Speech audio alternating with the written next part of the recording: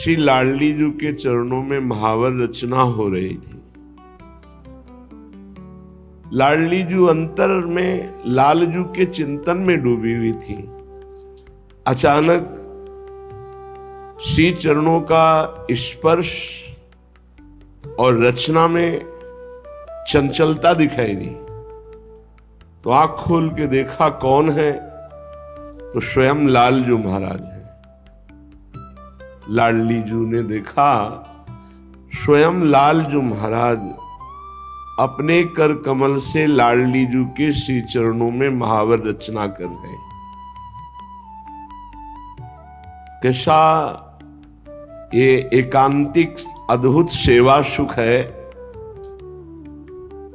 स्वयं परमात्म तत्व है लालजू महाराज, आनंद सिंधु है, पर प्रेमाधीनता इतनी प्रबल है, अपने ही प्रेम स्वरूप से लाडली जी के श्री चरणों में महावर रचना कर रहे। बिहरत कुसुम पराग लगत जब पीत वसन लय झारत, लुठत मयूर चंद्रिका तिन तर अद्भुत छवि निहारत, जावक चित्र बनाई संवारत करम सफल तब मानत। लालजू महाराज अपने कर कमल को तभी सफल मानते हैं जब प्रेम समुद्र का सार स्वरूप श्री लाडली जी के श्रीअंग की कोई भी सेवा मिल जाए। बेणी गुंथन, दर्पण दर्शन कराना या महावर रचना करना, यहां तक कि चरण चापना। चापत चरण मोहन लाल, कुंवरी राधे पलंग पौड़ी सुंदरी नौबाल। ये अनन्य दास्य रस को प्रकाशित करने के लिए आचार्य हैं, स्वयं करके दिखा रहे हैं। प्रेमाधीनता प्रभु में बहुत प्रबल है, अन्यत्र ऐसी प्रेमाधीनता नहीं पाई गई। यहां तक कि अपने दास की भी प्रेमाधीनता में दासता करने में आपको सकुच नहीं होता। अनंत ब्रह्मांडों के स्वामी है, अनंत शक्तियों के स्वामी है, शास्त्रों दिव्य भगवत पार्षद है, पर यह कभी नहीं सुना गया कि किसी प्रेमी महापुरुष की सेवा में श्री भगवान ने अपने पार्षद को लगा दिया। नहीं, आप स्वयं लगे। चाहे वो त्रिलोचन जी हो तो उनके यहां अंतर्यामी नाम धारण करके नौकर के रूप में प्रभु रहे। स्वयं जगन्नाथ जी महाराज नव किशोर अवस्था माधवदास बाबा की मल भरी लंगोटी धो रहे। शिखंडिया के रूप में एक नाथ जी के यहां कई वर्ष से स्वयं भगवान सेवा कर रहे। अर्जुन जी का रथ स्वयं भगवान हाँक रहे। कैसी प्रेम आधीनता हमारे प्रभु में है। यद्यपि सकल लोक चूड़ामणि, प्रीति का ऐसा स्वभाव कि दीन अपन पो माने, प्रीति की रीति रंगी लोई जाने। अनंत ब्रह्मांडों के अधिपति के पास क्या कमी, किसी एक शक्ति एक सेवा को पूर्ण कराने के लिए आदेश कर दे सब हो जाए, लेकिन आप स्वयं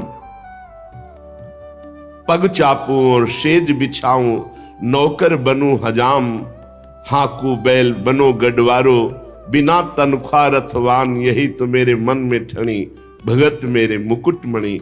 फिर तो स्वामिनी जो प्रेम समुद्र का मूर्तिमान सार रूप है, सांद्रानंद घन प्रेम मूर्ति किशोरी। मुस्कुरा दिया किशोरी जी ने। प्रभु आपकी प्रेमाधीनता अद्भुत है। प्रभु चित्र रचना कर रहे, श्री चरणों में महावर लगा रहे हैं, और कोकिला डाल पे बैठी हुई बोल रही राधा राधा राधा, फिर शांत हो जाती। लालजू ने कोकिला से कहा, बलि बलि जाऊं कोकिला तेरी, तू राधा राधा गावोरी, तू प्यारी प्यारी गावोरी, तू श्यामा श्यामा गावोरी। ऐ वृंदावन की प्रेम स्वरूप वृक्ष में विराजमान प्रेम स्वरूप कोकिला, ये जो प्रेम अमृत का पान करा रही श्रवणेन्द्री के द्वारा, राधा राधा प्रिया प्रिया श्यामा श्यामा, तू शांत क्यों हो गई? गा, मैं तेरी बलिहारी जाऊं, मेरो सो रंग रूप तिहारो, मोशो मन ही मिलाओरी। एक कोकिला, तू भी श्याम और मैं भी श्याम, बस मेरे मन में तू मन मिला दे तो देख मेरा मन राधा रंग में रंगा हुआ है। तू भी राधा राधा गा रहे, इसलिए तेरी बलिहारी जाऊं। ध्यान दीजिए, प्रभु बलिहारी जा रहे हैं जिसके मुख से राधा राधा निकल रहा है। और सच्ची मानिए, राधा नाम उच्चारण करने वाले को हम संख्या की बात नहीं कहते। जितना जीवन बचा है, यदि आप प्रत्येक श्वास में राधा राधा राधा, तो वो पद प्राप्त होगा जो बड़ी बड़ी साधनाओं से नहीं प्राप्त होता। लालजू महाराज कह रहे, ये है जो नाम है मेरो जीवन, प्यासे श्रवण सिरावोरी, बलि बलि जाऊं कोकिला तेरी, राधा राधा गाओरी। ये राधा नाम मेरा जीवन है। लालजू कह रहे, जब कोई राधा बोलता है तो मेरे प्यासे कान उधर हो जाते हैं, मेरी दृष्टि उसके ऊपर हो जाती है। क्या दूं इसको? प्यारी जू का नाम सुनाया तो पहले तो रजिस्टर ही फाड़ देते हैं। अनंत जन्मों का लेखा जोखा जो चित्रगुप्त के द्वारा है वो सब खत्म कर देते हैं। अनुल्लिख्या अनंतान पितदपराधान मधुपतिर, फिर महाप्रेमाविष्ट तो परम देयम विमृशति। प्रेम में आविष्ट होकर सोचते राधा नाम के बदले में इसको क्या दूं?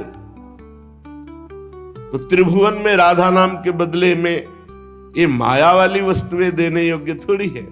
तो प्रभु स्वयं अधीन हो जाते हैं, भगवान प्रेमाधीन हो जाते हैं।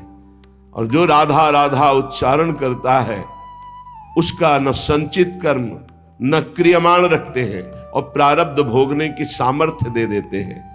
ये जो नाम है मेरो जीवन, प्यासे श्रवणो शिरावोरी, रंग में रंग बढ़ाओ हा हा, ये उमगी उमगी तुम गाओरी।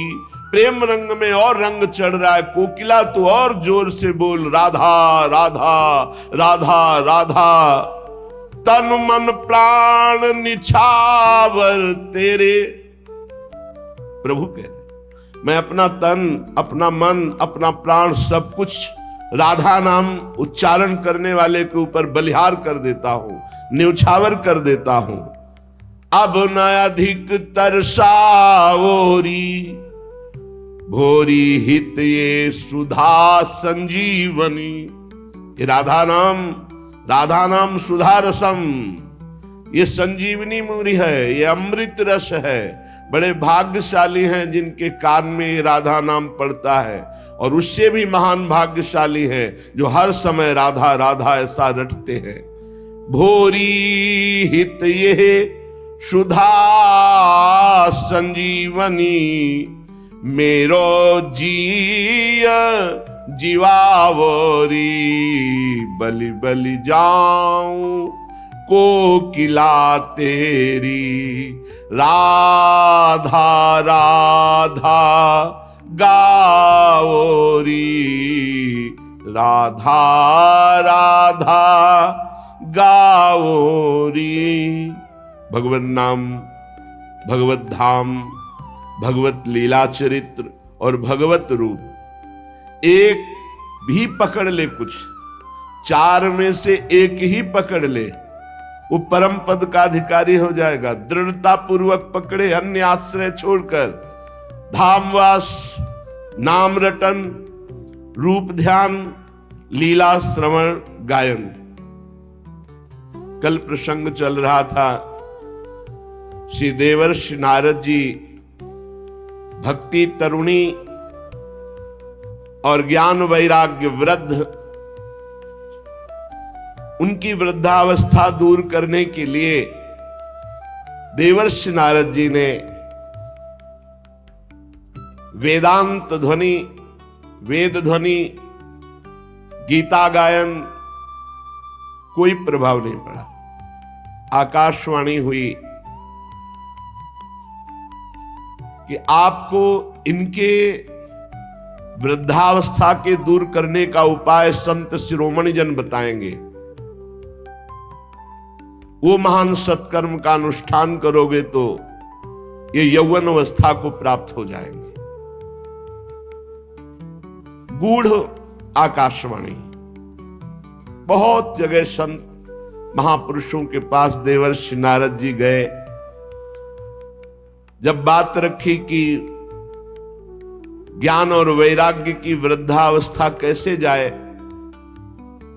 हमने वेद ध्वनि सुनाई, वेदांत घोष किया, गीता पाठ सुनाया, तो कुछ संत जनों ने कहा कि अब तो असंभव है। जब इस पर भी ज्ञान वैराग्य नहीं जगे तो कोई और उपाय नहीं हो। आप जैसे समर्थ महात्मा और वेद वेदांत और गीता पाठ के बाद भी ज्ञान वैराग्य यौवन नहीं हुए तो कोई उपाय नहीं। लेकिन आकाशवाणी ने कहा था कि संत शिरोमणि जन वह उपाय बताएंगे। देवर्षि नारद जी खोजते ही रहे। अचानक सनकादि मिले। देवर्षि नारद जी ने मन में विचार किया कि बद्रिकाश्रम में जाकर तप करूंगा और तप के द्वारा ज्ञान वैराग्य को स्वस्थ करूंगा। पर सनकादि मिल गए, सनक सनंदन सनातन सनत कुमार जी। उन्होंने कहा, आप जैसे महात्मा का चिंतातुर और खिन्न देखना जरूर कोई विशेष बात है, नहीं तो जो भगवद आश्रित है वो तो मुख प्रसन्न तन तेज विराजा। मुख में प्रसन्नता और तन में तेज, आप में खिन्नता और चिंता दिखाई दे रही।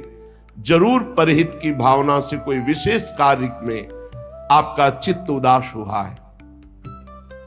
बताया कि भक्ति यौवन और उनके पुत्र ज्ञान वैराग्य, ये वयोवृद्ध और दासी मुक्ति तो क्षीण ही जैसी हो गई। कलिकाल का इतना प्रचंड प्रभाव, वो तो भगवत धाम चली गई। हम कैसे ज्ञान वैराग्य को पुष्टता प्रदान कर सके? सनकादि ने कहा, भगवान के लीला चरित्रों के गायन में, श्रवण में इतनी सामर्थ्य है कि ज्ञान वैराग्य भक्ति मुक्ति सबको पुष्ट कर देंगे। और संपूर्ण भगवान की ज्ञान सिद्धांत, वैराग्य महिमा, भक्ति महिमा, तत्वबोध सब कुछ विराजमान है श्रीमद् भागवत में। अगर श्रीमद् भागवत का अनुष्ठान हो तो निश्चित भक्ति ज्ञान वैराग्य मुक्ति सबको पुष्टता मिल जाएगी। और आप भी तो उस विषय के ज्ञाता हैं। सनकादि ने देवर्षि नारद जी से कहा, क्योंकि जब व्यास देव जी चिंतातुर थे तो आपने चतुश्लोकी भागवत का गान करके उनकी चिंता को मिटाया। आपको संशय नहीं करना चाहिए, भगवत लीला गायन से निश्चित निश्चित ज्ञान वैराग्य पुष्ट हो जाएंगे। अब तो निश्चय हो गया, भगवत लीला गायन सनकादि करेंगे। स्थान का निश्चय हुआ हरिद्वार आनंद घाट। सिद्धों ने चर्चा पूरे विश्व में फैला दी। बड़े बड़े महापुरुष जो भगवत लीला कथा अनुरागी,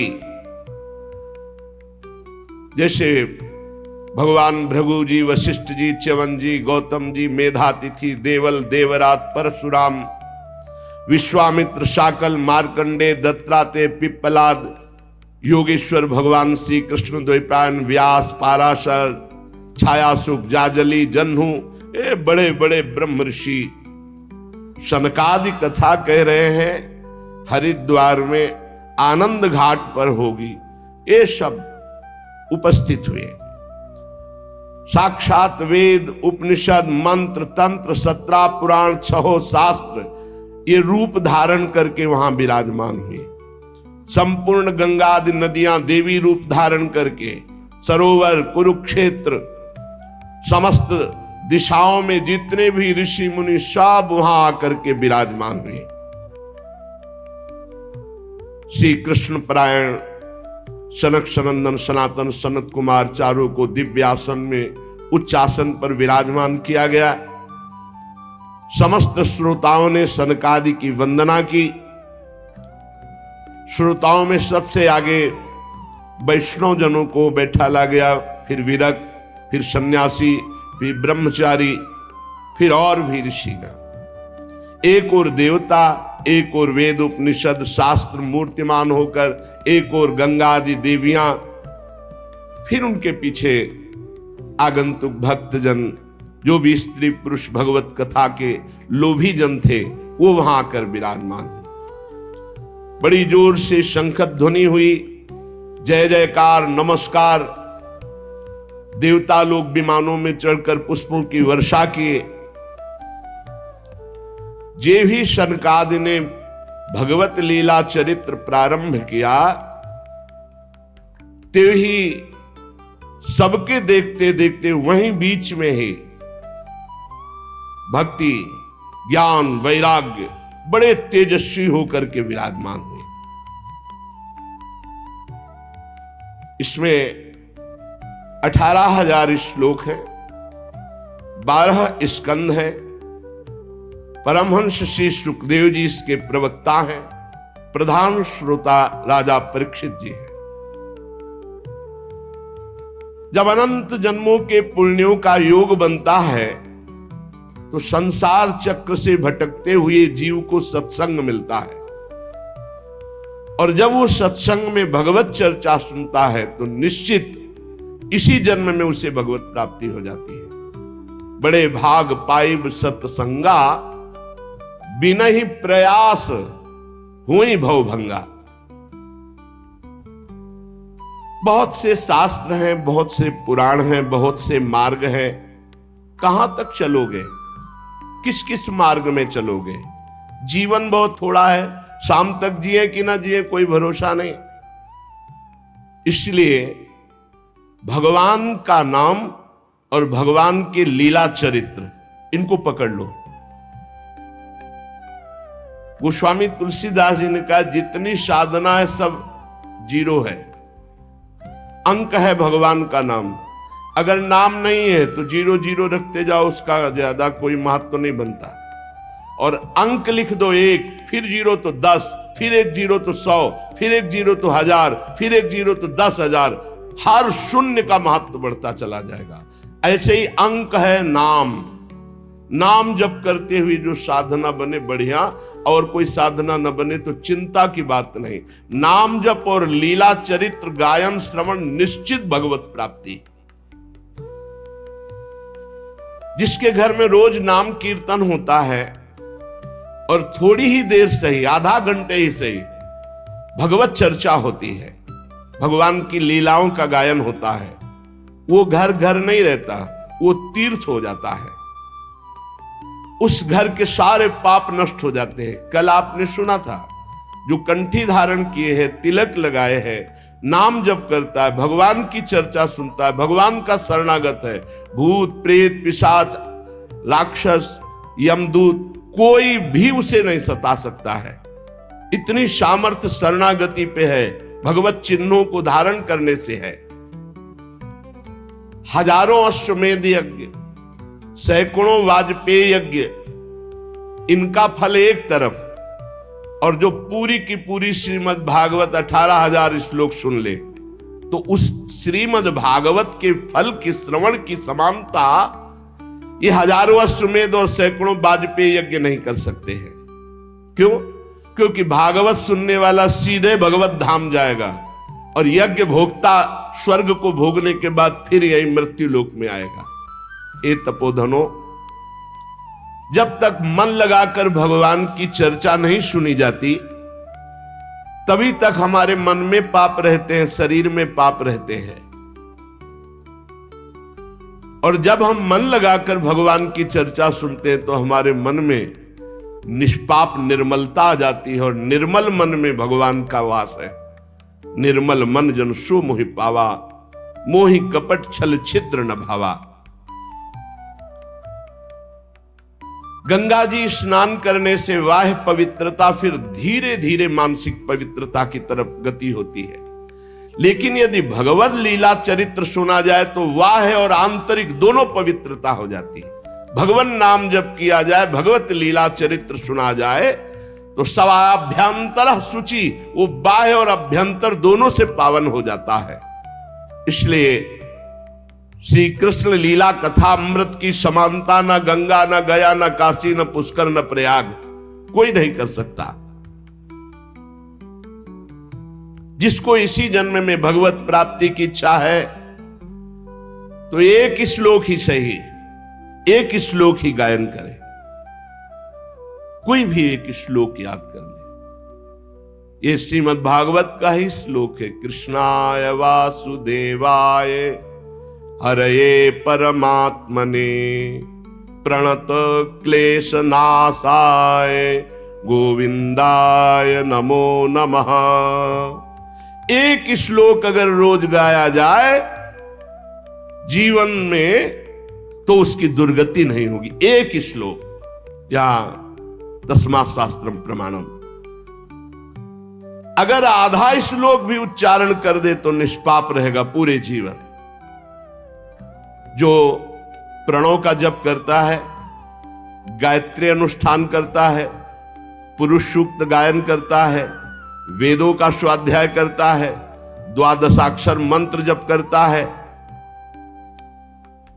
भगवान सूर्य की आराधना करता है, प्रयागराज में संगम में स्नान करता है, संवत्सर रूप काल, ब्रह्म ऋषि, अग्निहोत्र, गौ सेवा, द्वादशी तिथि, तुलसी सेवन, बसंत ऋतु, ये सब जो, और एक भगवान का नाम जप करके लीला चरित्र, सब महान हो गए।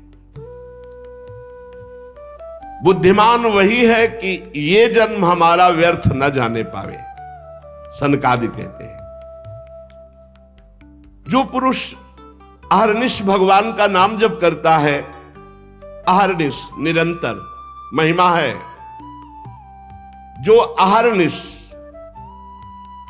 निरंतर तैल धारावत अखंड चिंतन में चल रहा है नाम, और जहां भगवान की चर्चा होती, जैसे प्यासा आदमी दौड़ के जाता है, बावरों सो रस में फिरे खोजत नेह की बात, बावरा में कहां भगवत चर्चा हो रही, और जाके वहां शांत एक चित्त होकर बैठकर भगवत चर्चा सुनता है।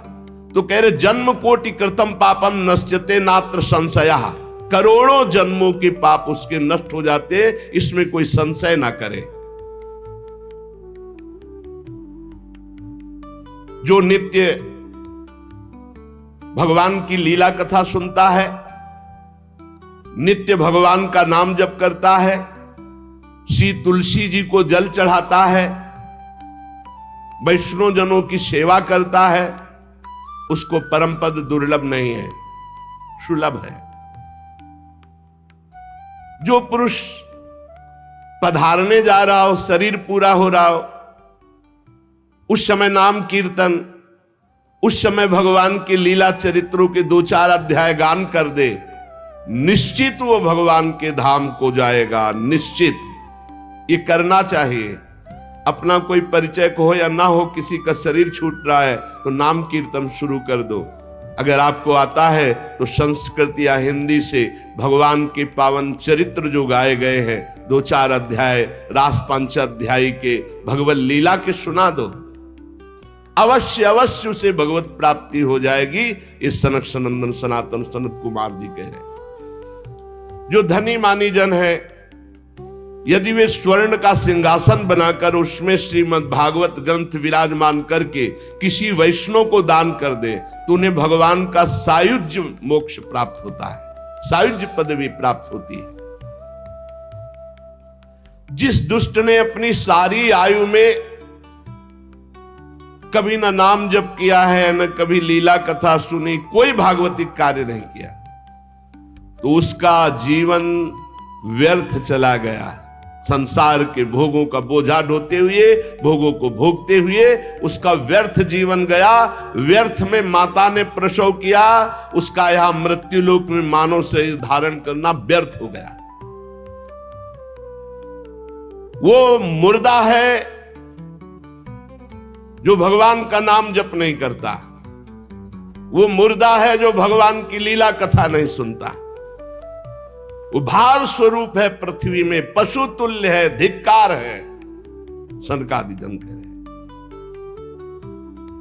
धिक्तम नरम पशु समम भूय भार रूपमेवं वदंति दिव्य देव समाज मुख्या।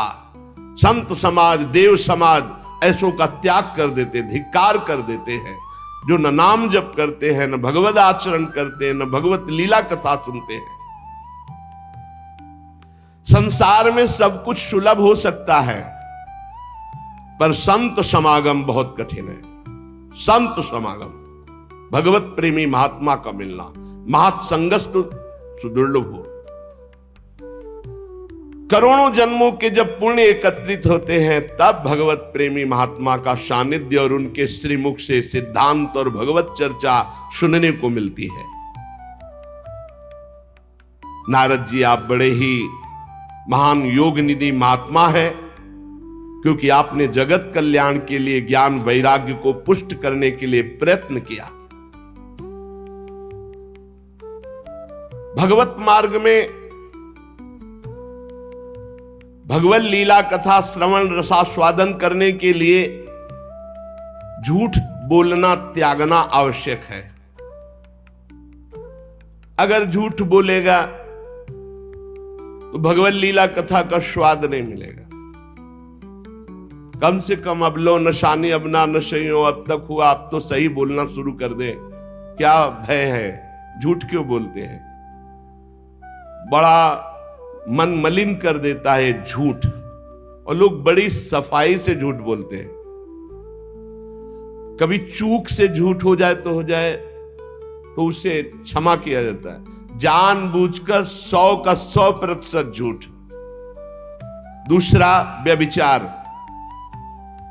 झूठ बोलना और व्यभिचार करने वाला, चाहे वो कथा कहे या कथा सुने, उसे स्वाद नहीं आएगा। इसलिए सनकादि कह रहे सत्य भाषण और ब्रह्मचर्य पालन, इससे बहुत जल्दी कथा का लाभ मिलता है। असत्य भाषण बोलने वाला और व्यभिचार दोषी, चाहे कथा कहे चाहे कथा सुने, उसे लाभ नहीं मिलेगा। कलयुग में बहुत कठिन है बहुत समय तक सत्य भाषण का नियम लेकर और ब्रह्मचर्य का नियम लेकर निर्वाह करना। इसलिए महापुरुषों ने इस कार्य को अगर अनुष्ठान रूप में लिया जाए तो सप्ताह श्रवण विधि रखी कि 7 दिन नियम लेकर के सत्य भाषण, ब्रह्मचर्य पालन, निरंतर नाम जप, और 7 दिन में 18,000 श्लोक सुन जाओ तो बड़े से बड़े महापाप का नाश करके वो भगवत प्राप्ति करा देगा। कलयुग में मन असंयमित रहेगा, शरीर में रोगों की बाहुल्यता रहेगी, आयु बहुत थोड़ी रहेगी, और भी अनेक प्रकार के झूठ बोलना, व्यभिचार करना, छल कपट, निंदा करना, ये सब दोष कलयुग में। जो फल तपस्या, योग और समाधि से भी प्राप्त नहीं हो सकता, वो भगवान की लीला कथा अमृत सुनने से प्राप्त हो जाता है। शनकादि ने महिमा वर्णन की। शौनक जी ने पूछा, सूत जी ये तो आपने बड़े आश्चर्य की बात कही। इस श्रीमद् भागवत में ब्रह्मा जी के भी आदि कारण प्रभु श्री हरि का निरूपण किया गया है, परंतु ये मोक्ष की प्राप्ति में ज्ञानादि सभी साधनों से बढ़कर के है, ऐसा सनकादि जी ने कहा, सूत जी ने कहा, शौनक जी, इसका एक गुप्त रहस्य है।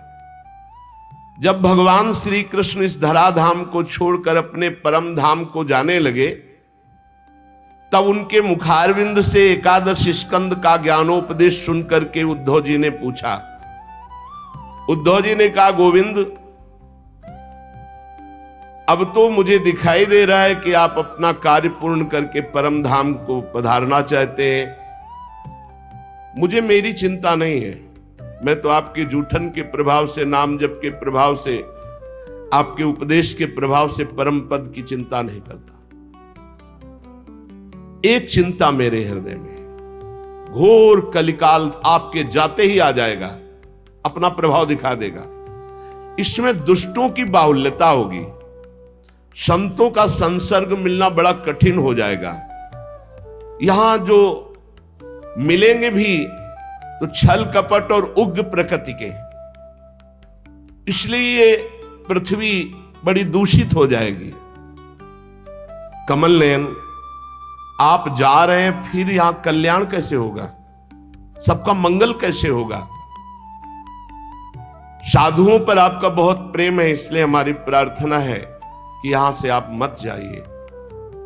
भगवान आपका ही एक निराकार रूप है, आप ही चिदानंद रूप है, आपने हम भक्तों के लिए रूप धारण किया, इसलिए आप मत जाइए। आपके जाते ही कलयुग इतना तांडव फैला देगा, सब पापाचरण में रत होने लगेंगे। इसलिए प्रभु, हम मेरी प्रार्थना पर विचार कीजिए। प्रभास क्षेत्र में उद्धव जी के वचन सुनकर भगवान ने उद्धव जी की बात पर विचार किया और भगवान अंतर्ध्यान हुए और श्रीमद् भागवत में विराजमान हो गए। भागवत में देखते देखते उद्धव जी के श्रीमद् भागवत के अक्षरों में प्रवेश कर गए और आवाज हुई कि आज से श्रीमद् भागवत को मेरा साक्षात वांग्मय स्वरूप समझो। मैं अपनी संपूर्ण ज्ञान वैराग भक्ति शक्तियों के साथ श्रीमद् भागवत के अक्षरों में विराजमान हूं। इसलिए ये श्रीमद् भागवत साक्षात कृष्णमयी है, कृष्ण मूर्ति है। जो भागवत का दर्शन करेगा, भागवत को सुनेगा, उसके समस्त पाप नष्ट हो जाएंगे और निश्चित वो भगवत प्राप्ति करेगा। कलयुग में तो अन्य साधनों को बहुत बुरी तरह मलिनता में भर दिया कलयुग ने। इस कलिकाल में कोई ऐसा धर्म नहीं बचा जिसे कलयुग ने ग्रस्त ना लिया हो, और कोई ऐसा मनुष्य नहीं बचा जो दुख, दरिद्रता, दुर्भाग्य, चिंता, शोक इनमें डूब न रहा हो। दुख, दरिद्रता, दुर्भाग्य, चिंता, शोक डूब न रहा हो। कोई ऐसा नहीं दिखाई दे रहा जो काम क्रोध पर विजय प्राप्त कर सके। तो इस भगवान की माया से पीछा छुड़ाना बड़ा कठिन है। इसीलिए भगवान अपनी संपूर्ण शक्ति के साथ श्रीमद् भागवत में विराजमान हो गए। जो भगवान की चर्चा सुनेगा निश्चित माया मुक्त हो जाएगा। सूत जी कहते, शौनक जी, जिस समय सनकादि मुनीश्वर इस प्रकार भगवत चर्चा की महिमा बखान रहे थे, उसी समय तरुणावस्था को प्राप्त ज्ञान और वैराग्य और भक्ति ही श्रुतौ तौ तरुणौ गृहीत्वा प्रेमैक रूपा सहसा विरासीत्। श्री कृष्ण गोविंद हरे मुरारे नाथेति नामानि मुहुर्वदन्ति। सभा के बीच में ज्ञान, भक्ति, वैराग्य प्रकट हो गए और जोर जोर से गाने लगे। अपने लोग भी 2-4 बार गाते हैं, ओ श्री कृष्ण गोविंद हरे मुरारे, हे नाथ नारायण वासुदेव।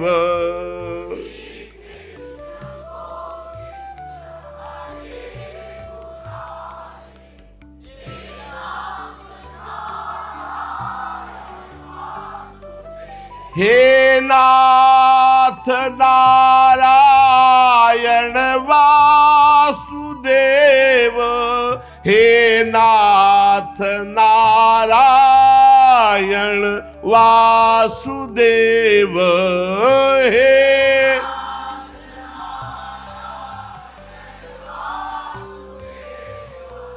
हे नाथ नारायण सुदेव, श्री कृष्ण गोविंद हरे मुरारे, हे नाथ नारायण वासुदेव, श्री कृष्ण।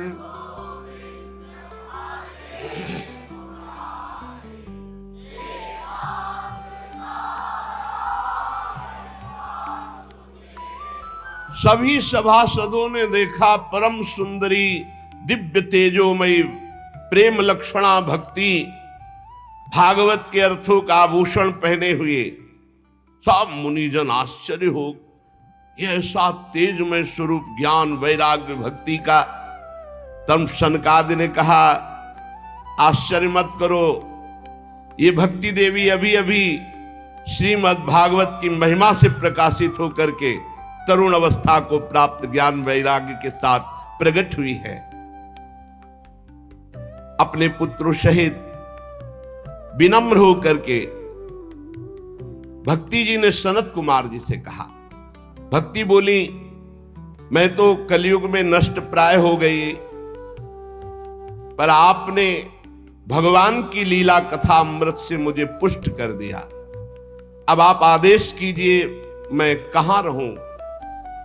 ये सुनकर सनकादि ने कहा, जो भगवान का नाम जप करते हैं, भगवान के आश्रित हैं, भगवान की लीला कथा सुनते हैं, तुम भगवान का दर्शन कराने वाली हो, भगवान का प्रेम प्रदान करने वाली हो, आवागमन को जड़ से नष्ट करने वाली हो, इसलिए तुम सदैव भगवान के प्रेमी भक्तों के हृदय में वास करो।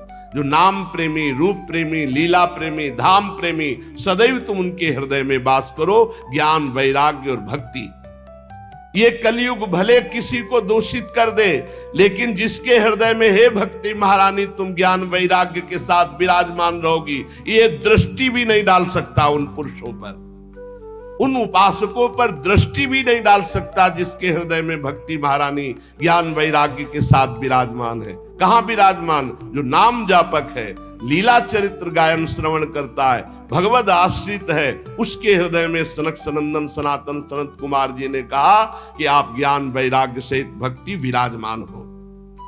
भक्ति ने जे ही आज्ञा पाई तो जितने कथा में विराजमान थे सबके हृदय में विराजमान हो गए। सकल भुवन मध्य निर्धनास्ते पिधन्या, निवसति हृदये साम श्री हरेर भक्ति रेखा, हरिरपि निज लोकम सर्वथा तो विहाय, प्रविशति हृदय साम भक्ति सूत्रोपनद्धा। इस जगत में भले धनवान वो नहीं है, लेकिन उनके हृदय में भगवान की भक्ति विराजमान है। तो सकल भुवन मध्य निर्धनास्ते पिधन्या, धन नहीं है पर भक्ति विराजमान है, तो बोले तीनों लोकों में वो सबसे बड़ा धन्यवाद का पात्र बन गया, क्योंकि भक्ति की डोरी से खींचकर भगवान परम धाम छोड़कर उसके हृदय में प्रकाशित हो जाएंगे। भूलोक में भगवत प्राप्ति का साक्षात उपाय, बिना परिश्रम के, बिना श्रम के परम पद पहुंच जाना, ये भगवत लीला चरित्र गायन श्रवण। बैठा ले दिमाग में, खूब लीला चरित्र गायन श्रवण, निश्चित भगवत प्राप्ति। जिस समय भक्ति महारानी नृत्य कर रही, ज्ञान वैराग्य नृत्य कर रहे, पूरे सभा में श्री कृष्ण गोविंद हरे मुरारे, हे नाथ नारायण वासुदेव, ये कीर्तन हो रहा। उसी समय अथ वैष्णव चित्तेषु दृष्ट्वा भक्तिमलौकिकीं निज लोकम परित्यज्य भगवान भक्तवत्सलः वनमाली घनश्यामः।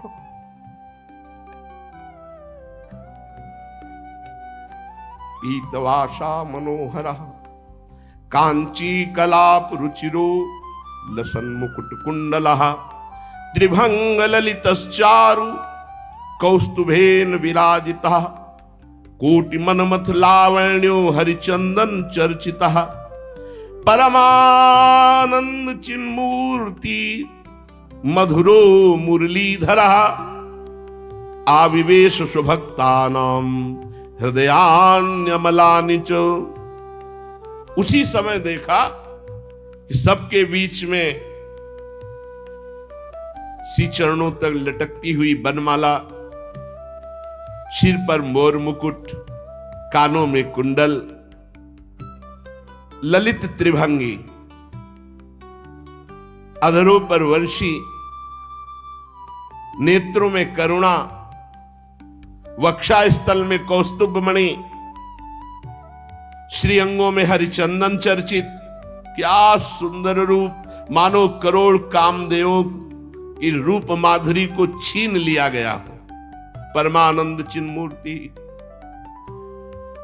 मधुराति मधुर मुरलीधर भगवान श्री कृष्ण सबके बीच में प्रकट हो गए।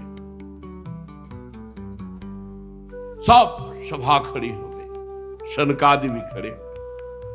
आसपास ज्ञान वैराग्य भक्ति नृत्य कर रहे, बीच में प्राणाधार प्रभु श्री कृष्ण ललित त्रिभंगी मुरली मनोहर मोर मुकुट धारण किए। अभी तक जो गुप्त रूप से दिव्य सिद्ध थे वो भी प्रकाशित हो गए। बड़े बड़े भगवान के निज पार्षद लीला परिकर उद्धव आदि प्रहलाद, ये जो बड़े बड़े महापुरुष थे ये सब प्रकट हो गए। अब तो अद्भुत नृत्य हुआ। ज्ञान भक्ति वैराग्य सनकादि प्रहलाद नारद आदि तो वहां विराजमान ही हैं, उद्धव आदि, ये सब गुप्त प्रकट सब महापुरुष भगवत पार्षद ज्ञान वैराग्य भक्ति भी नृत्य कर रहे हैं। सब नृत्य जय हो जय हो। बीच में नटनागर मुरली मनोहर ललित त्रिभंगी प्रभु, कैसा अद्भुत। तदा जय जया रावो रस पुष्टिर लौकिकी चूर्ण प्रसून वृष्टिश्च मुहु शंखरवोप्यभूत। कोई शंख ध्वनि कर रहा है, कोई जय हो। ऐसे भगवान ललित त्रिभंगी सबको सुख देते हुए विराजमान। सब बड़े बड़े महात्मा आसपास जय जयकार, नमः नमः नमो नमः, शंख ध्वनि, पुष्प वर्षा, जय जय। कितना अद्भुत सुख। ऐसा रस प्रवाह बह चला कि कोई भी ऐसा नहीं था जो देह शुद्धि का विस्मरण करके भगवदानंद में न डूबा हो। देह गेहात्म विस्मृति ही तत्सभा संस्थिताम नाच। देह गेहात्म विस्मृति, कोई ऐसा सभा में नहीं बचा जो देह भाव से ऊपर न उठ गया हो। सबको देह गे की विस्मृति, एकमात्र भगवदानंद। ऐसी तन्मयता देख करके नारद जी ने कहा, मुनीश्वर गण, आज मैंने भगवान की चर्चा की महिमा देख ली। भगवान ने स्वयं कहा, मद भक्ता यत्र गायन्ति तत्तिष्ठामि नारद। मेरे भक्त मेरे पावन चरित्रों का गायन करते वहां मैं विराजमान रहता हूं। प्रमाण दे दिया भगवान स्वयं प्रकट होकर। इसमें संदेह नहीं कि कलिकाल में चित्त की शुद्धि के लिए भगवान की लीला कथा से बढ़कर और कोई साधन नहीं है। मुनिवर, आप लोग बड़े कृपालु हो जो संसार के कल्याण के विचार करके बिल्कुल अद्भुत सरल मार्ग निकाला जिससे सब लोग सुनकर भगवान को प्राप्त कर सकते हैं। सनकादि ने कहा कि जो लोग सदा पाप रत रहते हैं, दुराचारी हैं, वेद के विरुद्ध मार्ग में चलते हैं, जो कामी हैं, क्रोध से जलते रहते हैं, कुटिल हैं, ऐसों को भी भगवत चर्चा भगवान की प्राप्ति करा देगी। जो सत्य कभी बोले ही नहीं, सत्य से चित हैं। सत्येन हीना पितृमात्र दूषकास तृष्णा कुलाश्चाश्रम धर्म वर्जिता ये दंभिका मत्सरणोपि हिंसका। जो माता पिता की निंदा करने वाले, माता पिता को कटुवचन बोलने वाले, माता पिता को दंड देने वाले, ये घोर नरकों को जाते हैं। लेकिन ऐसा भी पुरुष जो तृष्णा का मारा, आश्रम धर्म का त्यागी, दंभी, दूसरों की उन्नति देखकर कुढ़ने वाला, सदैव दूसरों को कटुवचन दुख देने वाला, ऐसे लोग सब नरक जाते हैं। पर ऐसे लोगों को भी यदि भगवत चर्चा सुना दी जाए तो उनका कल्याण हो जाएगा। ये 5 महापाप हैं, इनको नष्ट करना बहुत कठिन होता है। पंचोग्र पापास छलछद्म कारिणः क्रूरा पिशाचा इव निर्दयाश्चये। कौन से महापाप? सबसे पहला शराब पीना। ये पंचोग्र पापास, ये निश्चित नरक जाते हैं। शास्त्र हमारा निषेध करता है। जिनके कानों में आवाज पड़ रही हो, प्रार्थना है आज से शराब पीना छोड़ देना। वैसे बहुत लोग छोड़ चुके, लेकिन जिनको भी अभी लग रहा हो तो कि हमारा सुख बढ़ेगा इससे, तो ध्यान दीजिए। पंचोग्र पापा ये तुम्हारा नाश कर देंगे। 5 महापाप है। पहला है मदिरापान, शराब पीना, और दूसरा है ब्रह्म ऋषि की हत्या कर देना, तीसरा है किसी के स्वर्ण की चोरी कर लेना, चौथा है दूसरे की पत्नी के साथ व्यभिचार करना, गुरु पत्नी गामी, गुरु की पत्नी के साथ व्यभिचार करना, और 5वां है विश्वासघात कर देना। ये 5 महापाप हैं जिनको नरक में भोगने पर भी वो पूर्ण सफाई नहीं होती, फिर यहां दुर्गति योनियों को प्राप्त होते हैं जहां महान कष्ट मिलता है। ऐसे 5 महापाप करने वाले, मदिरापान, ब्रह्म ऋषि की हत्या करने वाला, स्वर्ण की चोरी करने वाला, गुरु पत्नीगामी, पराई स्त्री से व्यभिचार करने वाला, और विश्वासघाती, ये 5 महापाप हैं जो नरक भोगना पड़ता है। छल छद्म परायण क्रूर पिशाचों के समान निर्दयी, जो ब्रह्म ऋषियों के धन को छीन करके पुष्ट होते हैं, ऐसे व्यभिचारी, ऐसे लोगों को भी यदि भगवान की चर्चा सुनने को मिल जाए तो पावन हो सकते हैं। इनको भी भगवान की लीला कथा अमृत सुनने को मिल जाए, किसी कारण से इनको जबरदस्ती, प्यार से, दुलार से, रिश्ते संबंध के बल से कैसे भी इन्हें सत्संग में ले आया जाए, इन्हें भगवत चर्चा सुनाई जाए, तो निश्चित इनकी बुद्धि परिवर्तित होगी, इनका कल्याण हो जाएगा। जो दुष्ट आग्रह पूर्वक मन वाणी शरीर से पाप करता है, दूसरे के भोजन से शरीर पुष्ट करता है, मलिन हृदय वाला, अगर ऐसों को भी भगवत चर्चा सुनाई जाए तो ये भी भगवत प्राप्ति के मार्ग में चल देंगे। नारद जी घोर पापी को भी भगवत प्राप्ति कराने में समर्थ है भगवत चर्चा। नारद जी ने कहा इसका कोई उदाहरण दिया जाए तो ज्यादा समझ में आ जाए। तो उनका हम तुम्हें एक प्राचीन इतिहास सुनाते हैं। पूर्व काल में तुंगभद्रा नदी के तट पर एक अनुपम नगर बसा हुआ था। उसमें सभी वर्णों के लोग अपने अपने धर्माचरण करते, सत्य में तत्पर रहते थे। उस नगर में समस्त वेदों का ज्ञाता, श्रौत स्मार्त कर्मों में निपुण एक ब्राह्मण रहते थे जिनका नाम था आत्मदेव। तेज तो ऐसा था मानो दूसरे सूर्य भगवान ही हो। ब्राह्मण तेजस्वी, वैदज्ञ, सत्कर्म अनुष्ठान करने वाला, और कभी उसके दरवाजे से कोई भिक्षुक वापस नहीं लौटा। इतना उदार हृदय वाला, देगा ही कुछ न कुछ।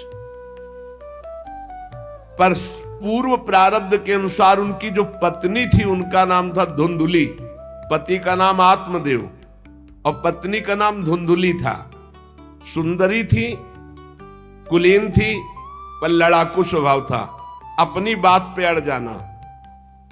अब वो बड़े ज्ञानी थे, वेदज्ञ, वेद के ज्ञाता, इसलिए वो शांत रहते थे। लड़ाई घर में नहीं होती, वो लड़ने वाली ही बात करती थी, पर वो शांत रहते थे। जब घर में नहीं होती तो पड़ोसी से जाके भिड़ना, जरा जरा से कारण में। क्रूर स्वभाव, बकवादी स्वभाव, गृह कार्य में निपुण लेकिन कंजूस और झगड़ालू, प्रारब्ध है। भोग विलास की कमी नहीं थी, खूब संपत्ति थी, घर बढ़िया सुंदर, परंतु सुख नहीं था। क्योंकि जब आत्मदेव घर में आते तो बस उपद्रव, लड़ाई झगड़ा, सब बड़ा नरक समझो। जिसकी घर में अशांति हो, झगड़ा होता, बड़ा नरक है। चैन से नमक रोटी खाए, प्यार से जीवे तो गृहस्थी धन्य। और खूब बढ़िया सब व्यवस्थाएं हैं, पर कलह, अशांति, मन नहीं मिल रहा एक दूसरे, ये बहुत धीरे धीरे अवस्था डल गई। कोई संतान ही नहीं हुई। बड़े बड़े पुण्य कर्म किए, खूब दान पुण्य किया, लेकिन संतान नहीं हुई। अब वो ब्राह्मण बड़े चिंतातुर हुए आत्मदेव की, जिसके संतान न हो तो फिर उसको पिंडदान कौन करेगा। गृहस्थी में विचार होता, कुल परंपरागत चलाने वाला तो कोई होना चाहिए। अब वो बड़े चिंतातुर हुए, हर उपाय करके हार गए थे। तो एक दिन उनके मन में आया कि एकांत जंगल में चलते हैं और अपने प्राणों को त्याग देते हैं।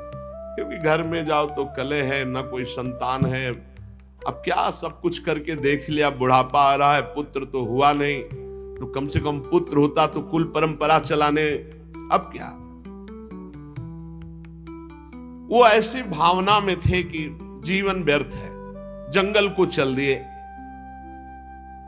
उधर एक सरोवर में प्यास बुझाने के लिए एक महान संत आ रहे थे। जब कोई धर्मात्मा पुरुष दुखी होता है तो भगवान अव्यक्त रूप से संतों से मिला देते हैं। वो सन्यासी महात्मा थे। ब्राह्मण देखा कि वो जब जल पी चुके तो जाके साष्टांग दंडवत किया, शास्त्रों का ज्ञान था, हाथ जोड़कर खड़े हो गए। तो कथम रोदसी विप्रत्वम काते चिंताबलीयसी वदतम संवत सत्वरम मह्यम स्वस्य दुखस्य कारणम। ये लंबी लंबी सांसें खींच रहे हो, उदास खड़े हो, दुखी दिखाई दे रहे हो। देखने से तो लगता है कि तुम ब्राह्मण हो, क्योंकि तेजस्वी हो।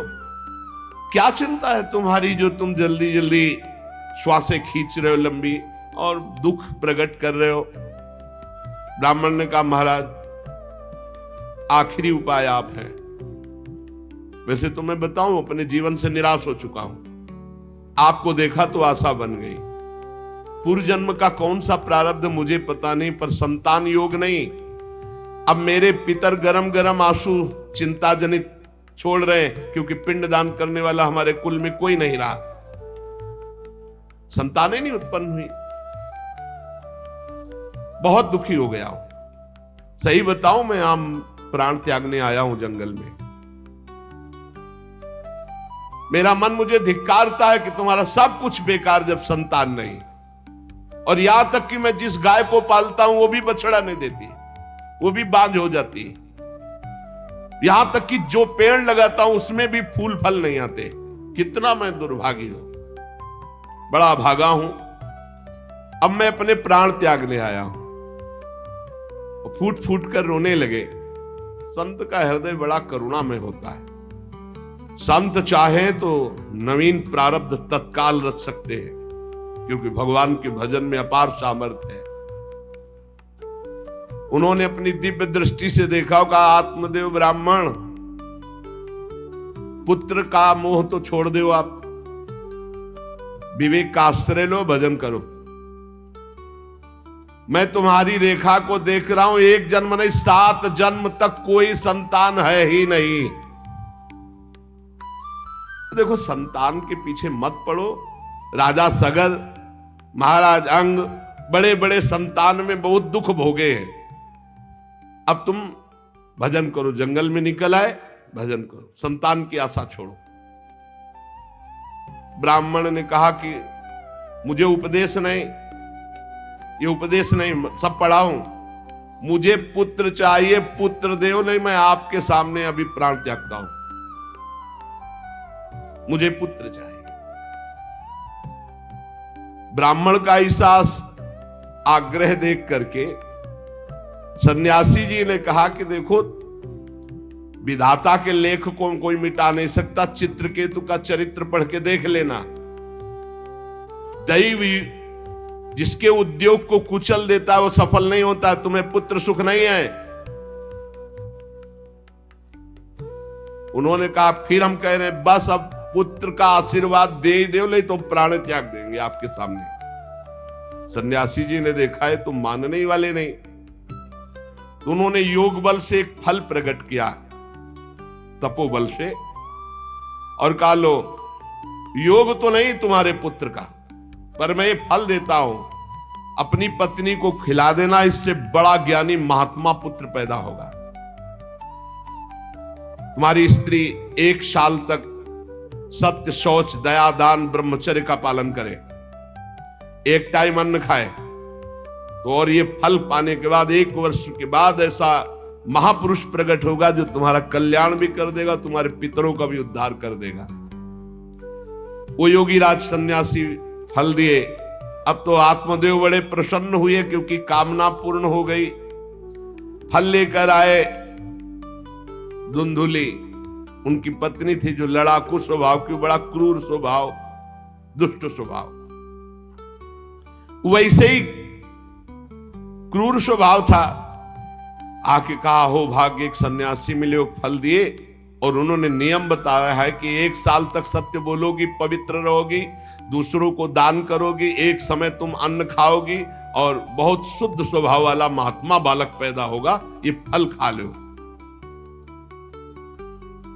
तो उन्होंने कहा कि फल तुरंत थोड़ी खाया जाता, नहा धो के बड़े पवित्रता से खाया जाता, लाओ और जाओ, आप निश्चिंत रहो। बोलने अगर हमारे सामने पाल, तुम्हें विश्वास नहीं, वो डरते भी थे, घर के बाहर हो गए। अब वो कुटिल स्वभाव की थी, क्रूर स्वभाव की।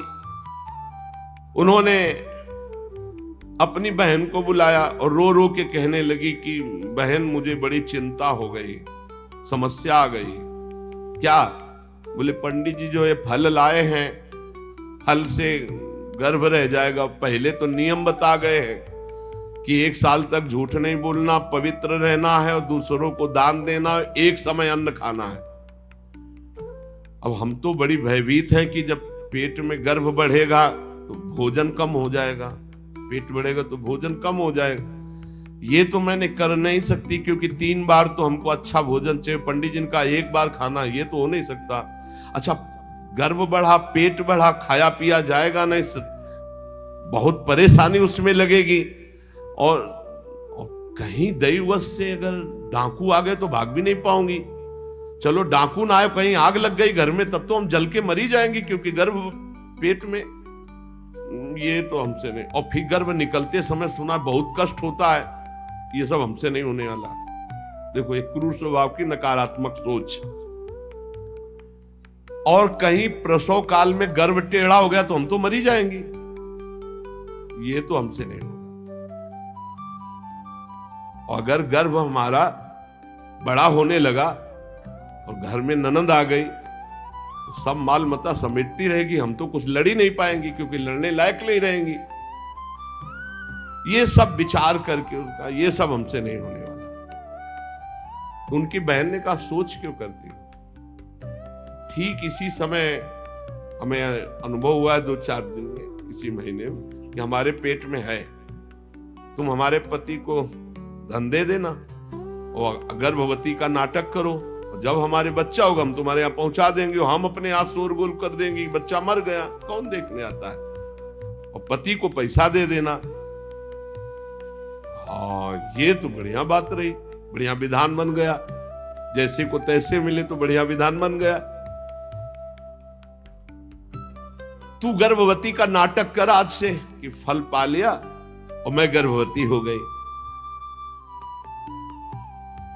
मैं अपने बालक को मरा घोषित कर दूंगी, और ये जो फल लाए हैं इसकी परीक्षा के लिए जो गऊ है उसको पवा दो। जैसा उनकी बहन ने कहा था वैसे ही धुंधुली ने सब कर दिया। देख लो, कहा था स्वामी जी ने तुम्हारे 7 जन्म बालक नहीं, तो देखो बुद्धि कैसी खराब हुई, गाय को पवा। अब जब उसकी बहन के पुत्र हुआ तब तक वो कपड़ा वपड़ा पेट में लगा के नाटक करती रही होगी कि हमारे गर्भ है। फिर एकदम घोषणा कर दी जब वो पुत्र रातों रात पहुंच गया कि हमारे संतान हो गई।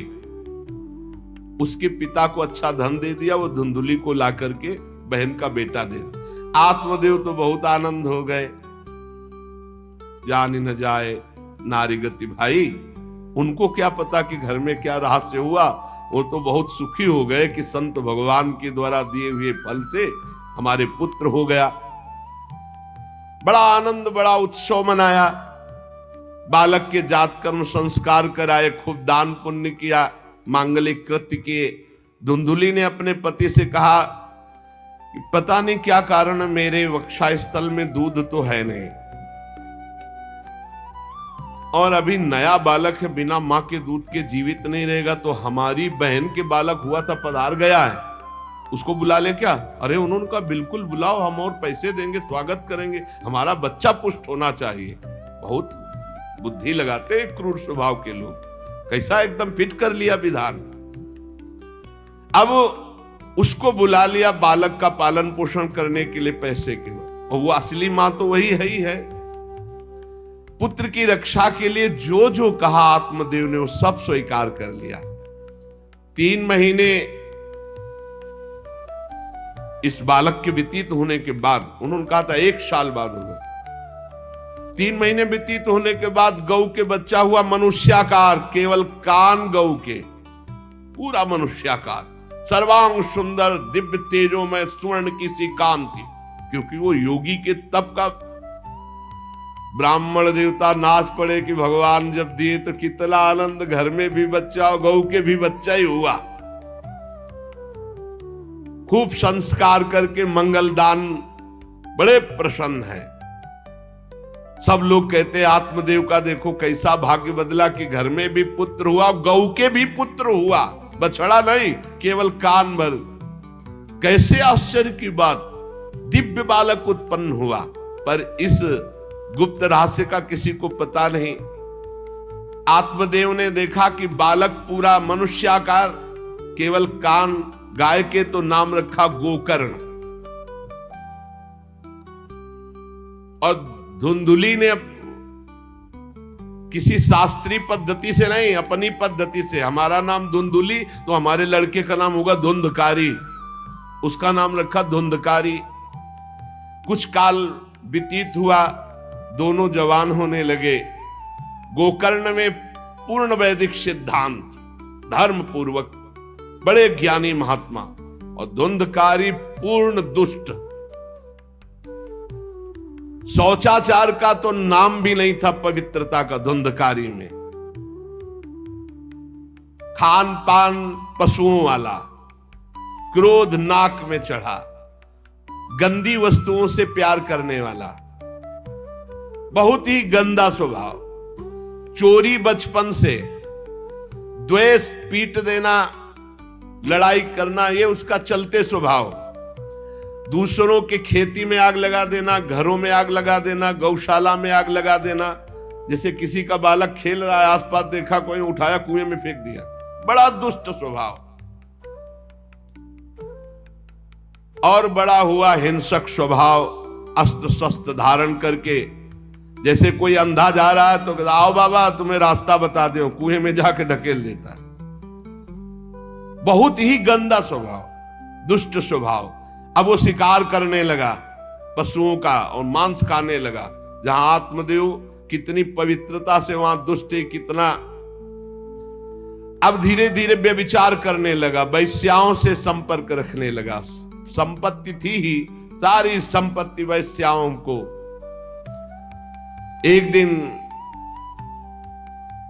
पिता ने कहा आत्मदेव ने कि तुम्हारे आचरण इतने आसुरी प्रभाव के, हमें लगता है कि तुम हमारा सर्वनाश करने के लिए प्रकट, ये क्यों करते हो? तो खूब गिरा गिरा के मारा आत्मदेव को। सन्यासी की बात अब याद आई कि तुम्हारे भाग्य में पुत्र सुख नहीं है। खूब मारा आत्मदेव को। जब इतनी जोर से मार रहा था तो थोड़ी तो दया आई कि पति है, बचा ले, तो धुंधुली गई, तो फिर धुंधुली की दम जम के पिटाई की। अब वो तो राक्षसी स्वभाव, और घर के जितने जेवर बर्तन सब उठा के बेच दिए, वैश्यागामी। अब जब सारी संपत्ति स्वाहा, खाने को भी नहीं, तो धुंधुली बैठ के रोती। रोना इससे तो अच्छा कि मैं बांझ रह जाती। दुष्टता की ना, पति ने जब तुम्हें एक दिव्य फल दिया था, खाना चाहिए था। मैं कहां जाऊं, कौन मेरा सहयोग करे, बड़ी विपत्ति, बड़ा दुख, न खाने को न पीने को। अतरे दिन पिटाई करता धुंधकारी, आत्मदेव की भी और धुंधुली की भी। पिता बैठ के रो रहे थे। मैं सन्यासी की बात मान जाता तो गोकर्ण जी आए और उन्होंने कहा, पिताजी आप जैसे विद्वान पुरुष को ऐसा शोक करना उचित नहीं। तुम शास्त्र के ज्ञाता हो, तुम्हें चाहिए कि संसार की असारता का तो थोड़ा विचार करना हो। ये दुख रूपी मोह में फंसकर आप एक अज्ञानी पुरुष की तरह रो रहे हो, पिट रहे हो। पिताजी, क्या शास्त्रों में नहीं पढ़ा, पुत्र किसका, धन किसका, पत्नी किसकी, शरीर किसका? ये मोह के कारण अज्ञानी जन रात दिन दीपक की तरह जल रहे। पिताजी, ना सुख इंद्र को है, न चक्रवर्ती राजा को है। सुख है तो एकांत में भगवान का भजन करने वाले को है। ये देखो गोकर्ण, ये मुंचा ज्ञानम प्रजारूपम मोह तो नरके गति। ये नरक जाने वाली बात, पुत्र के मोह में फंस करके आप छोड़ो इसे, आपका शरीर नष्ट हो जाएगा। इसलिए मेरी प्रार्थना मानो, आज से निकलो घर से और वन में जाओ, भगवान का चिंतन करते हुए जीवन व्यतीत करो। गोकर्ण जी के वचन सुनकर आत्मदेव वन में जाने के लिए तैयार हो गए। उनका बेटा, आज तक तो कभी वन में तपस्या भजन किया नहीं, बड़ा शरीर से राग है, क्या करूं, कैसे भगवत प्राप्ति करूं? तो देहे स्थिमान रुधिरे भिमतिम त्यजत्वम जाया सुतादिषु सदा ममतां विमुंच पश्यानिशं जगदिदं क्षणभंग निष्ठं वैराग्य राग रसिको भव भक्ति निष्ठा धर्मं भजस्व सततं त्यज लोक धर्मान सेवस्व साधु पुरुषान् जहि काम तृष्णाम् अन्यस्य दोष गुण चिंतन मासु मुक्त्वा सेवा कथा रसमहो नितराम पिबत्वम। संत समागम कभी व्यर्थ नहीं होता। देखो, संत समागम का फल है गोकर्ण जी। गोकर्ण जी ने कहा, पिताजी, जिस शरीर को आप मैं मान रहे हो, ये आप मैं नहीं हूं। ये शरीर हड्डी मांस रुधिर का पिंड है, इसे आप मैं मानना छोड़ दें। आपकी स्त्री, आपका पुत्र, ये कभी आप मत माने। ये आपके नहीं थे, न पहले और न बाद में, बीच में भास रहे कि आपके हैं। ये संसार रात दिन नाश को प्राप्त हो रहा है, क्षण भंगुर है। किसी भी कोई वस्तु में ममता मत करो, यहां कुछ स्थायी नहीं है, सब नष्ट होने वाला है। बस एकमात्र वैराग्य रस के रसिक होकर भगवान की भक्ति में लग जाओ। कैसे भक्ति करे? धर्मम भजस्व सततम, सदैव धर्म का भजन करो। कौन सा धर्म? बोले त्यज लोक धर्मान, लोक धर्म का त्याग करके भागवत धर्म का आश्रय लो। भागवत धर्म का आश्रय कैसे प्राप्त होगा? बोले सेवस्व साधु पुरुषान, सदैव संत पुरुषों का संग करो, उनकी सेवा करो। उनके संग से, उनके वचनों से, उनकी कृपा से तुम्हारे हृदय में भागवत धर्म का परिचय जागृत हो जाएगा, तुम महाभागवत हो जाओगे। पर संतों का सेवन करने के लिए जो सबसे बड़ा दोष है, काम और तृष्णा, ये नई संतों के पास टिकने देती। इसलिए जही काम तृष्णा, कामना और भोगे हुए भोगों को जो भोगने की इच्छा, तृष्णा, इनका त्याग करके संत संग करो। और जब संत संग होने लगे तो सावधान हो जाओ। अन्यस्य दोष गुण चिंतन मासु मुक्त्वा, दूसरे के गुण दोषों का चिंतन न करके श्री भगवान का चिंतन करे, भगवान की सेवा करे, भगवान की कथा लीला सुने, तो उसको नित्य भगवत धाम की प्राप्ति हो जाती।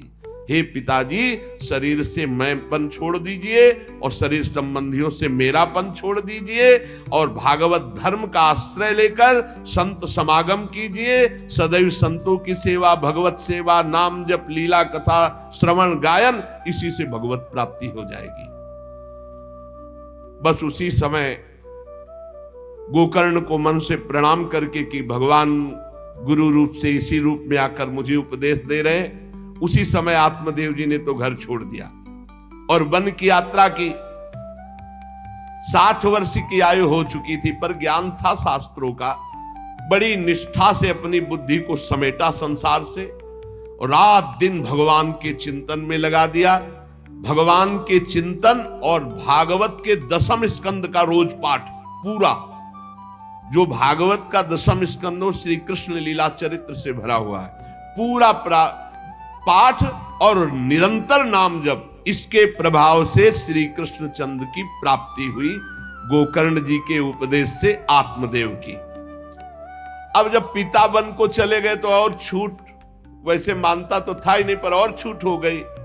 अब धुंधकारी ने उठाई लाठी डंडा, जो धुंधुली की डट के पिटाई की और कहा, बता धन कहाँ है। अब जितना धन था तो सब ले गया। फिर जलती हुई लकड़ी, लुकाठी, उससे बता धन कहां है। किसी तरह छूट पाई तो भागते हुए जाकर कुएं में गिरकर अपने शरीर को नष्ट कर दिया कि रोज की पिटाई से अच्छा एक बार दुर्गति को प्राप्त हुई। धुंधुली दुर्गति को प्राप्त हुई, पति आत्मदेव श्री कृष्ण चंद्र को प्राप्त हुई। योगनिष्ठ गोकर्ण जी ने जब देखा कि धुंधकारी का आतंक बढ़ रहा है तो उन्होंने छोड़ दिया। जो ज्ञानी पुरुष होते प्रपंच नहीं स्वीकार करते, उनको कोई सुख दुख इससे नहीं, उदासीन भाव से तीर्थ यात्रा को निकल गए। धुंधकारी ने 5 वैश्याओं को अपने संग में रखा, सब नौजवान वैश्याएं।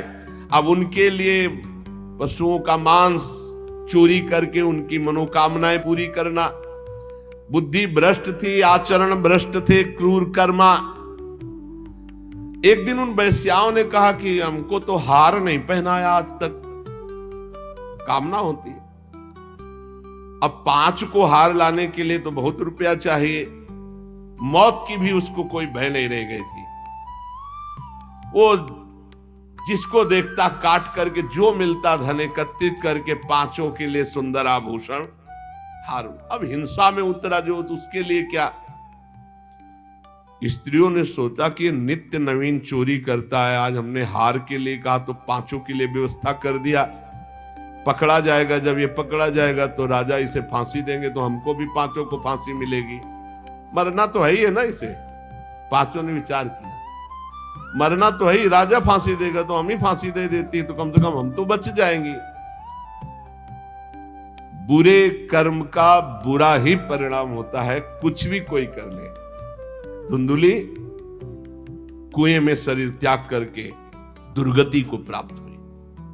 ये जब जिन वैश्याओं के लिए प्राणों की बाजी लगा करके सब कुछ ला रहा, जानते उनका प्लान क्या बना कि ये चोरी करता है, पकड़ा जाएगा, फांसी की सजा होगी, मारा ही जाएगा। और जब ये पकड़ा जाएगा तो हम भी पकड़ी जाएंगी, तो फांसी की सजा इसको होगी, तो वही हम दे देती है, तो हम तो बच जाएंगी और सारा धन लेके रात्रि में निकल लेंगी 5 ने गुप्त रूप से ऐसा संकल्प बना लिया। धुंधकारी सो रहा था, 5 गए, अब 5 हैं, हाथ पैर 4 ही तो है, पैर 2 और 2 हाथ, 4 उसमें लग गई और एक जो है रस्सी से पूरा चारपाई पे बांध दिया। और जब उसकी आंख खुली तो रस्सी गले में डाल करके फांसी लगा रही पड़े पड़े। पर वो बहुत पापी आदमी, जल्दी मरने वाला तो था नहीं, खूब गला दबाया। अब बड़ी चिंता हुई वैश्याओं को कि अगर मरेगा नहीं तो हमें काट डालेगा ये। तो रसोई से जो कोयला जला हुआ आग था उसके मुंह में भर, बगार बगार के शमशी से। अरे पापी की बहुत दुर्गति होती।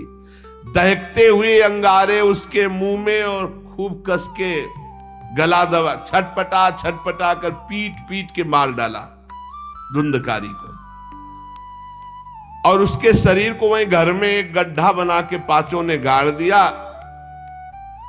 और वो सारा माल मत्ता पैसा सब कुछ उनको पता था। स्त्रीणाम नयितु विश्वासम दुष्टानाम कारेत बुधा, विश्वासे यह स्थितो मूढ़ा स दुःखी परिभूयते।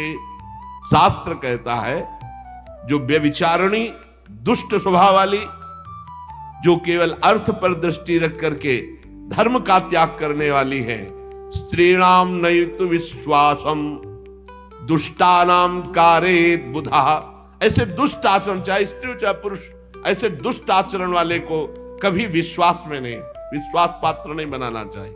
और दूसरी बात करें, विश्वासे या स्थितो मूढ़ा सा दुखा परिभूयते, जो विश्वास करेगा अंत में मारा जाएगा, पर विश्वास पक्का हो जाएगा। क्यों? सुधामयम बचो अमृतमय वचन, विश्वास हो जाएगा। सुधामयम बचो यासाम कामिनाम रसवर्धनम, हृदय में काम रसवर्धन, हृदयम क्षुरधाराभाम प्रियः को नाम योषिताम। बहुत सावधान, उन दुष्ट स्त्रियों ने बहुत तरह से मार मार करके धुंधकारी, मुंह में अंगारा, गले में रस्सी, मार डंडों से मार मार के मार डाला, बहुत बुरी तरह मारा धुंधकारी को। अब जब दिन में निकलना चाह तो लोग,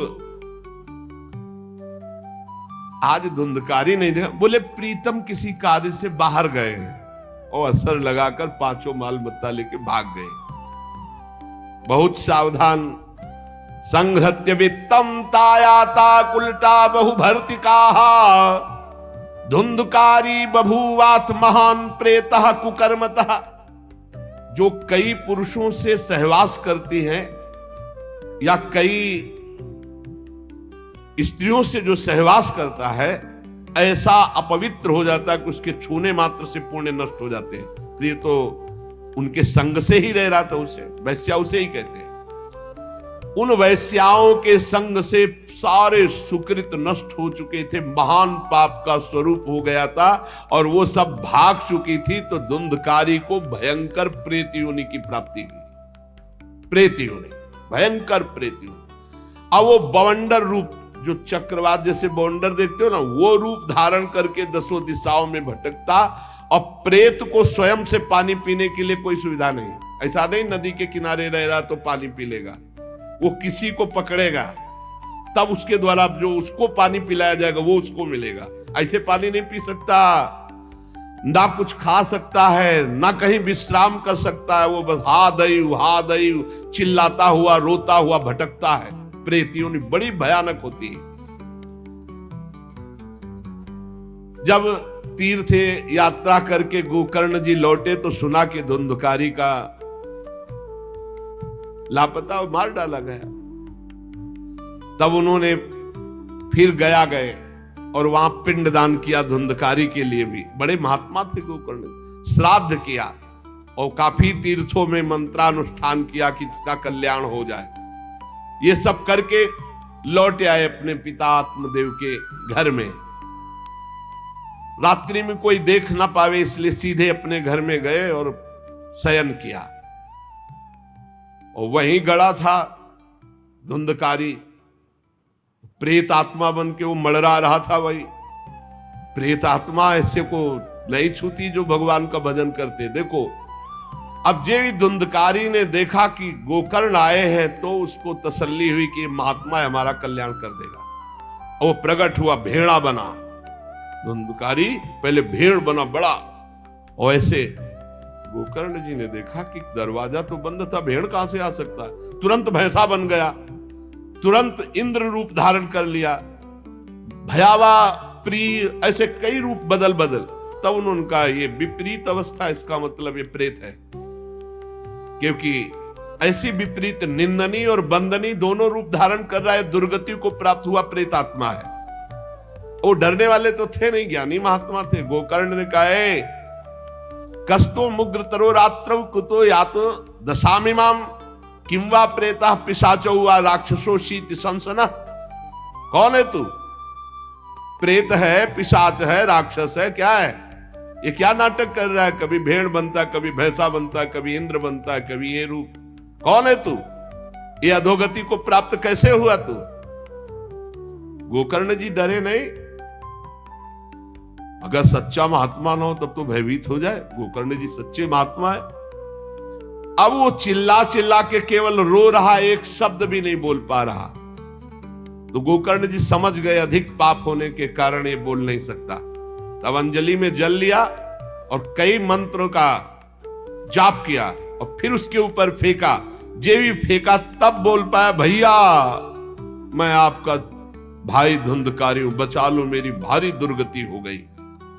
मैं तुम्हारा भाई हूं, मैं धुंधकारी हूं, अब मुझे बहुत कष्ट हो रहा, पश्चाताप हो रहा, मैंने सब कुछ नष्ट कर दिया, धर्म भ्रष्ट पापाचारी। अब मेरी बड़ी दुर्गति है, उन उल्टा वैश्याओं ने मुझे तड़पा तड़पा करके मारा है, मैं कुछ कर नहीं सकता इस समय। ऐसा थोड़ी कि प्रेत है जिसको चाहे पटक दे, ऐसा नहीं है, ऐसा विधान नहीं, पहले वैश्याओं को मारता जाके, मैं कुछ कर नहीं सकता, प्रेत योनि में पड़कर दुर्दशा भोग रहा हूं, अब दैवश केवल वायु से जीवित हूं, बहुत प्यासा हूं, भूखा हूं, पर नहीं खा सकता, नहीं पी सकता, आप दया समुद्र भैया मेरा उद्धार करो। गोकर्ण ने कहा कि तुम्हारा उद्धार तो हो जाना चाहिए, तुम्हारे लिए तो मैं गया में गया, वहां श्राद्ध दिया, तीर्थों में भी अनुष्ठान किया, फिर तुम्हारा प्रेतियों से उद्धार कैसे नहीं हुआ? तो उनका भैया एक दो बार गया श्राद्ध से मेरा कुछ नहीं होने वाला, बहुत पापी हूं, बहुत बड़े बड़े पाप किए हैं, कोई दूसरा उपाय सोचो, छोटे मोटे पिंडदान से, दान पुण्य से मेरा उद्धार होने वाला नहीं, बहुत स्टॉक है हमारे पाप का। तुमको हम बताएं, सैकड़ों बार गया श्राद्ध करो तो भी मेरा कल्याण नहीं हो सकता, ऐसा मैं पापी हूं, कोई दूसरा उपाय सोचो। गोकर्ण जी ने कहा, सैकड़ों गया श्राद्ध से तुम्हारी मुक्ति नहीं हो सकती, तो तुम्हारी मुक्ति असंभव है। कहा भैया मैं तुम्हारे चरणों में पड़ा हूं, मुझे मेरा उद्धार करो। तो कहा ठीक है, तुम अभी इस घर से निकलो, कहीं और रहो, हम जब तुम्हें बुलाएं तब आ जाना, जाओ हटाओ, हमारे इस घर से हटो। हटा दिया उनको। गोकर्ण जी की आज्ञा पाकर धुंधकारी बाहर भटक रहा है। रात भर विचार किया कि इसका कल्याण कैसे होगा, जब सैकड़ों गया श्राद्ध से कह रहा उद्धार नहीं होगा। अब जब प्रातः काल हुआ, दरवाजा खुला तो बहुत से विज्ञजन आकर के गोकर्ण जी से मिले। गोकर्ण ने सबसे सलाह की कि क्या हो सकता है, ऐसे ऐसे स्त्रियों ने उनको मारा और वो प्रेत योनि को प्राप्त हुए। जो लोग विद्वान थे, योगनिष्ठ थे, वेदज्ञ थे, उन्होंने कई शास्त्र पाठ आदि की बातें बताई, सबने, पर सही उत्तर नहीं मिला। गोकर्ण जी महान तपस्वी थे। गोकर्ण जी ने प्रातः काल स्नान करके अर्घ दे रहे थे, बोले औरों से क्या पूछना, सीधे सूर्य भगवान से पूछे। मंत्र का उच्चारण करते हुए सूर्य भगवान को स्थगित कर दिया, रोक दिया। बहुत बड़ी मंत्रों में तथा सर्वै सूर्य वाक्यम तन मुक्तो स्थापितम परम गोकर्णा स्तंभनम चक्रे सूर्य वेगस्य वै, तथा सूर्य की गति को रोक दिया। और तुभ्यम नमो जगत साक्षिन ब्रूहि में मुक्ति हेतुकम। अब हम किससे पूछे, आप ही बताओ। हे जगत साक्षी भगवान सूर्य, धुंधकारी का उद्धार कैसे हो सकता है? आप कृपा करके बताइए कि धुंधकारी की मुक्ति कैसे हो सकती। गोकर्ण की प्रार्थना सुनकर भगवान सूर्यदेव ने कहा, श्रीमद् भागवत महापुराण नियम पूर्वक सुनाओ, निश्चित उसकी मुक्ति हो जाएगी। सप्ताह पारायण 7 दिन में पूरी भागवत श्लोक सहित। सूर्य भगवान की आज्ञा सबने सुनी, गोकर्ण जी ने भी सुनी। बहुत सरल उपाय। गोकर्ण जी ने निश्चय किया, मैं स्वयं सुनाऊंगा और उसका उद्धार करूंगा। अब तो कथा का समय निश्चित किया। बहुत से लोग कथा सुनने के लिए वहां पहुंचे। जब सुना कि भगवान की कथा सब पापों का नाश कर देती है, तो बहुत से लोग, पापी पुण्यात्मा जो भी, सबको बैठने की उचित व्यवस्था की गई। एक 7 गांठ का बांस जो सीधा था, आवाहन किया धुंधकारी को और कहा इस पे बैठ जा, तू भी कथा सुन। तो सीधे 7 गांठ के बांस पर धुंधकारी जाकर के बैठ गया, छिद्र में वायु रूप होकर, क्योंकि बाहर कहीं स्थित नहीं रह सकता, चलायमान तो बैठना है।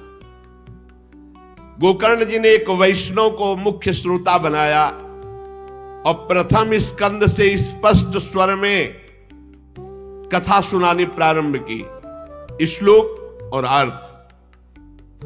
सायंकाल को विश्राम दिया तो एक बड़ी विचित्र बात हुई। सभासदों के देखते देखते एक बांस में तड़ तड़ की आवाज हुई, एक गांठ फट गई। दूसरे दिन कथा हुई, दूसरी गांठ, तीसरे दिन तीसरी गांठ, 7 दिनों में 7 गांठें फाड़ करके धुंधकारी परम पवित्र दिव्य रूप, भगवत पार्षद रूप धारण करके प्रकट हो गया।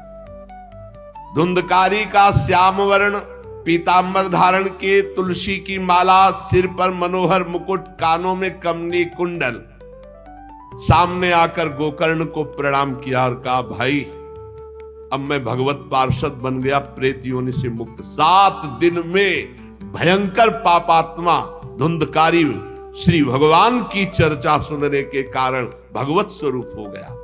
ओहो, कितना प्रेत पीड़ा में सह रहा था, एकमात्र श्री कृष्णचंद्र जी की लीला कथा सुनने मात्र से मैं भगवत स्वरूप हो गया हूं।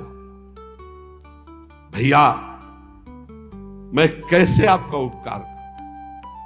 मैं निंदनीय से निंदनीय पाप कर्म करने वाला कैसा उज्जवल स्वरूप प्राप्त कर लिया। भला मोह पूर्वक लालन पालन करने वाले शरीर को जो हष्ट पुष्ट करते हैं, उन्होंने भगवान का नाम जप नहीं किया, चर्चा नहीं सुनी, तो जीवन किस काम का? इसके पोषण के लिए पाप कर्म कर रहे हो और वृद्धावस्था आने वाली परिणाम में दुख, रोगों का दुख, भोगों की कामना का दुख, क्या क्या दुख, इसकी क्या गति होगी? गाड़ दिया जाएगा या जला दिया जाएगा। ऐसे मनुष्य शरीर को प्राप्त करके भगवत प्राप्ति नहीं की तो जीवन व्यर्थ चला गया। अरे जो अन्न प्रातः काल पकाया जाता है, दूसरे दिन सड़ जाता है, उसी अन्न से इस शरीर का पोषण होता, 6 घंटे में मल बना के निकाल देता है। ये शरीर कहीं अविनाशी है क्या? नाशवान शरीर है। जो लोग भगवान की कथा से वंचित है, भगवान का नाम जप नहीं करते, वो बुदबुदे जीवों में मच्छरों के समान जीवन उनका है। जन्मे मरे किस काम के? भला देखो, जिस बांस में मैं बैठा था तो बांस की गांठ फट गई, क्या भगवान की कथा सुनने पर चित्त की गांठ नहीं नष्ट हो जाएगी? जड़ चेतन की ग्रंथ। इसलिए धन्य है वो जो भगवान की कथा सुनने में अपना समय व्यतीत करते हैं। धुंधकारी ऐसी बातें कह रहा था, सबने देखा जय घोष करते हुए नमो नमः नमो नमः, और एक दिव्य विमान आया। भगवान वैकुंठ नाथ के पार्षद, मंडलाकार तेजों में विमान, और सबके देखते देखते कहा, धुंधकारी आओ। और वो दिव्य पार्षद रूप विमान पे चढ़ा। जब विमान पे चढ़ के जाने लगा तो गोकर्ण जी ने रोक दिया, रुको, ये क्या? कथा तो शास्त्रों लोगों ने सुनी, तो आपको शास्त्रों विमान लाना चाहिए और सबको बैठाल कर ले जाना चाहिए, क्योंकि हमारे सुनाने में कोई भेद नहीं था और ये सुन भी सब ध्यान से रहे थे। तो भगवत पार्षदों ने कहा, आपके सुनाने में कोई भेद नहीं था, पर सुनने में भेद हो गया है, श्रवण भेद हो गया। ये उपवास करके बिना कुछ खाए पिए रात दिन कथा का ही चिंतन करता रहा, मनन करता रहा। इसके कारण इनको भगवत पार्षद रूप मिला जा रहे। और ये कथा सुना भर है, मनन नहीं किया। मनन विषयों का हुआ, इसलिए विमान पे नहीं। ये निराहार रहकर 7 दिन में चर्चा सुनता और रात भर उसी का चिंतन करता, उसके प्रभाव से परम पद का अधिकारी हुआ। इसलिए जो मननहीन है, जिनको गुरुवचनों पर विश्वास नहीं है, जो कथा में चित्त की एकाग्रता नहीं है, वो फल भेद हो गया। वो भगवान के दिव्य धाम में एक बार में नहीं जा सकते। गोकर्ण जी आपको तो लेने के लिए स्वयं गोलोक बिहारी आएंगे, यूं कह करके विमान अंतर्ध्यान हो गया, अर्थात चले गए। गोकर्ण जी ने समस्त श्रोताओं से कहा, बिना तुम्हें विमान में बैठा ले मुझे चैन नहीं। सावन के महीना में हम फिर अनुष्ठान करेंगे, सब लोग कथा सुनो और सच्चे नियम से रहो, उसका मनन करो। ऐसा ही किया।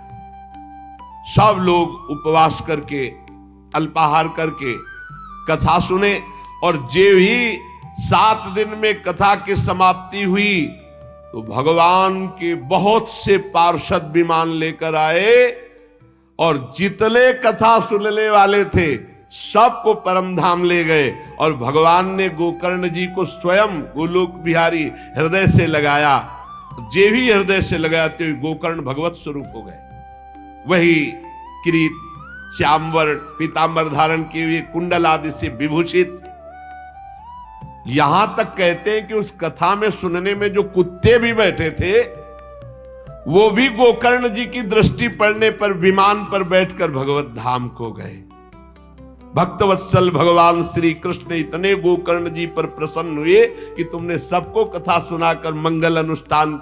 इसलिए गोकर्ण जी जिस जिसको चाहा, मालूम कथा सुनकर कुत्ता मनन तो नहीं कर सकता, लेकिन गोकर्ण जी ने मनन किया कि ये कुत्ता भी कथा में बैठा था, इसका भी भगवत उद्धार हो जाए। ये आप इसीलिए आसपास जो ये जीव जंतु सब भगवत स्वरूप हो जाते हैं। बड़े बड़े सिद्धों को जो गति नहीं मिलती, भगवान की लीला कथा सुनने से, गोकर्ण जी के प्रभाव से धुंधकारी सहित समस्त श्रोताओं को भगवत धाम की प्राप्ति हुई। शेष चर्चा आगे। श्री राधा वल्लभ लाल की जय।